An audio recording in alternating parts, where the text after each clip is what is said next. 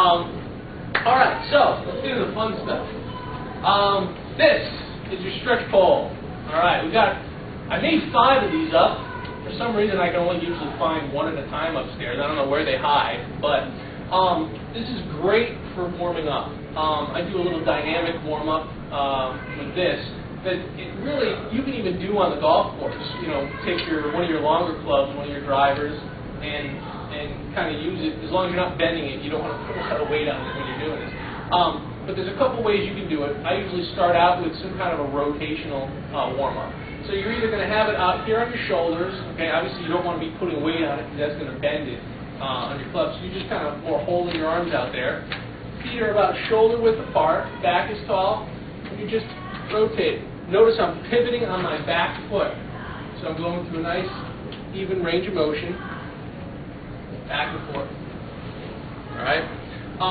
Another way you can do that is holding it right here. I'm sure a lot of you who train with golf pros have had this kind of a warm-up where you're holding your club at either end and going through that same range of motion. Right?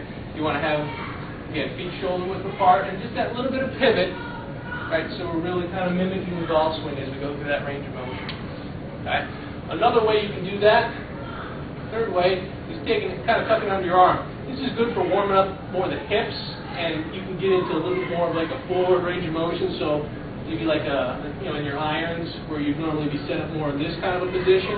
Just put this between your arms like this. And again, we're not squeezing it. We're not putting pressure on it. We're just putting it there and lightly supporting it. Now we're again just going through that same range of motion. Okay? Back and forth. That's warming up the trunk. That's warming up the hips. Okay? So any one of those will work great. Again, you can do it out. I recommend doing it right before you start out. Even before you go and hit on the driving range, you're still better off getting out and doing a little bit of a warm-up to get you moving. Okay?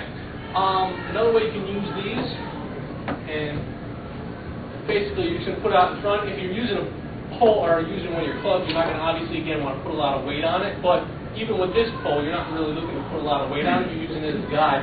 You're going to have it out in front of you here, back is straight. And then we're just going to slowly start down so you start to feel a little bit of stretch in there, and then you're just going to bring it back up.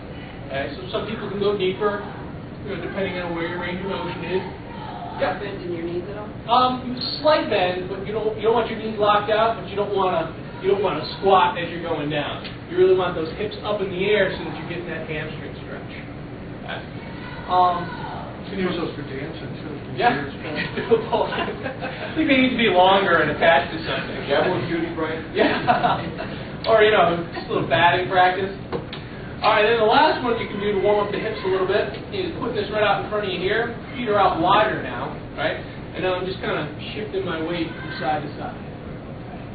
Going back and forth. Just a little dynamic warm up here. You really don't want to do a lot of static stretching at the beginning. You're not pushing a range of motion unless you're really tight.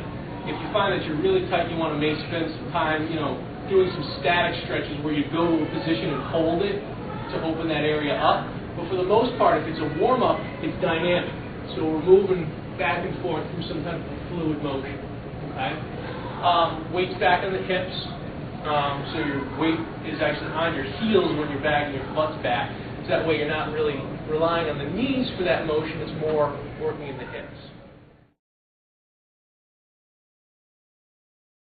Another great thing to do is what we call a 4-point medicine ball warm-up. Alright, we're going to take one of these guys, holding this right here. We're going to drop it down between our legs and back up. So we've got a little bit of a squat, followed by an overhead reach. Right, belly button is tight. I'm just working through a nice fluid range of motion. Okay. These are pretty small. You could probably fit them like in the trunk of your car or whatever. So when you show up before you go out into the driving range, pull one of these out and just in the parking lot, go through it. Don't worry, if people see you doing it, they might think you're a little crazy. But when you're hitting better than them, they'll go, "Where'd you get that ball?" We're gonna get one of those. All right. Then from there, we do the same thing with a twist. Right. Now we're holding a little bit of weight out in front of us. And just going through that range of motion, nice and smooth. We're looking for fluid motion, right? We want it always just kind of back and forth. You're never forcing or accelerating through that range of motion right now, because especially if you're cold, you don't want to really jam those muscles too much. The last part of the 4-point warm-up is the chop. So you're going to come up high and down low. Coming up high and then chopping down. Notice how I'm still pivoting on my back foot, and I'm pivoting on my back foot when I'm down. Okay? That's going to help you loosen up those hips and get the blood flowing.